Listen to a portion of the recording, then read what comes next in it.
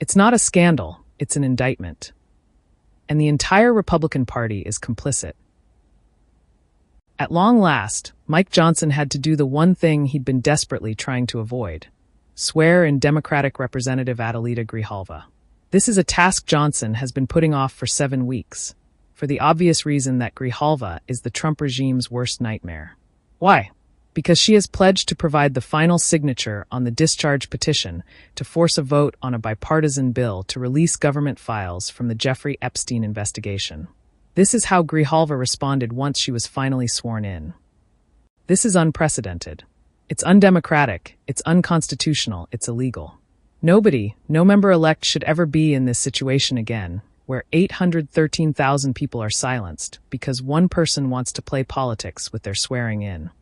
There have been entire freshman classes that were sworn in during a shutdown, and the fact that the Senate hadn't passed the CR has nothing to do with me. That was all to give Speaker Johnson more time in order to try to convince one of those 4 Republicans to take their name off, or maybe perhaps waiting to see what was going to happen on Tuesday. Southern Arizona deserves to have a representative that can fully represent them, and I am glad that that's finally going to happen after 49 days of waiting. It is an abuse of power and of Johnson's office. The rich irony is that when Mike Johnson swore in Representative Grijalva, he made her take an oath to uphold and defend the Constitution against enemies foreign and domestic, while Johnson and his boss are 2 of the greatest enemies to our republic. Last week, Jeffrey Epstein's estate released more than 20,000 pages of documents, including emails in which Epstein claimed that Donald spent hours at my house, with a woman later identified by officials and reporters as a sex trafficking victim who accused Epstein of abusing and trafficking her when she was a teenager. Donald has dismissed the focus on these emails as a Jeffrey Epstein hoax. As his Republican allies circulate memos citing other portions of the documents, they say clear him of wrongdoing. As of this past weekend, Donald abruptly reversed course and urged House Republicans to vote to release the Epstein files. The reversal came after he realized dozens of Republicans were prepared to defy him. He wrote, "We have nothing to hide," even as he dismissed the matter as a Democrat-sick hoax. Since the beginning, however, Donald has ordered the DOJ not to release the Epstein files, underscoring his desperation to keep the information contained therein hidden. Last week, Axios reported that the DOJ was pressuring House Republicans to withdraw their signatures from the proposal designed to force the release of the Epstein files. Donald is specifically leaning on Lauren Boebert, Republican Colorado, and Nancy Mace, RSC. Boebert was summoned to meet with FBI and DOJ officials, including Attorney General Pam Bondi and FBI Director Kash Patel, in the Situation Room. The Situation Room is the most secure SCIF, sensitive compartmented information facility, on the planet. No recording devices are allowed and participants are not allowed to reveal anything that was discussed.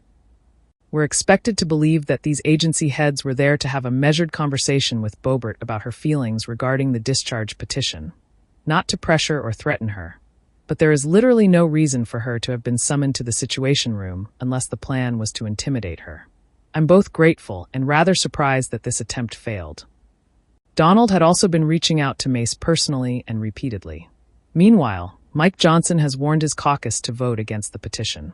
If none of the votes is reversed, the measure will mature for 7 days, after which it can advance to the floor for debate and an eventual vote. Why the delay? Because Johnson's job, as he sees it, is to protect Donald Trump at all costs. This vote will likely happen tomorrow. Donald's unexpected call to have the Epstein files released has deepened Republican infighting. He's publicly called Marjorie Taylor Greene, Republican Georgia, one of his most loyal defenders, a traitor and a disgrace, which has led to credible death threats against her. In the wake of last week's release of Epstein's emails, Representative Thomas Massie, Republican Kentucky, has predicted that more than 100 Republicans may vote to release the files despite Donald's objections.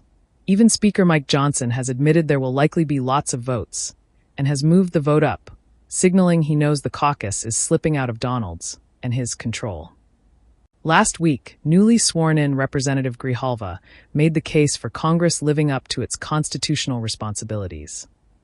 It's past time for Congress to restore its role as a check and balance on this administration and fight for we the American people. We need to fight for our immigrant communities and veterans. We need to stand up for our public schools, children and educators. We need to respect tribal sovereignty in our environment. We need to stand up for LGBTQ+ rights because that's what the American people expect us to do, fight for them. That is why I will sign the discharge petition right now to release the Epstein files. Caroline Leavitt, Donald Trump, and others in the inner circle of the Trump regime would have you believe that the Democrats are using the Epstein file hoax as a distraction from their having capitulated to end the shutdown. But you can't have it both ways.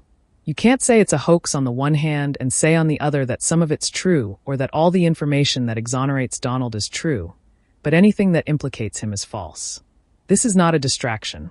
This is about letting the American people know that some Democrats actually care about getting to the truth. They actually care about the rights that are being systematically taken away from the American people. They care about those in the LGBTQ+ community. They care about feeding our children and paying our civil servants. They care that the President of the United States had clear ties to one of the most prolific rapists and sex traffickers of girls and young women in this county's history.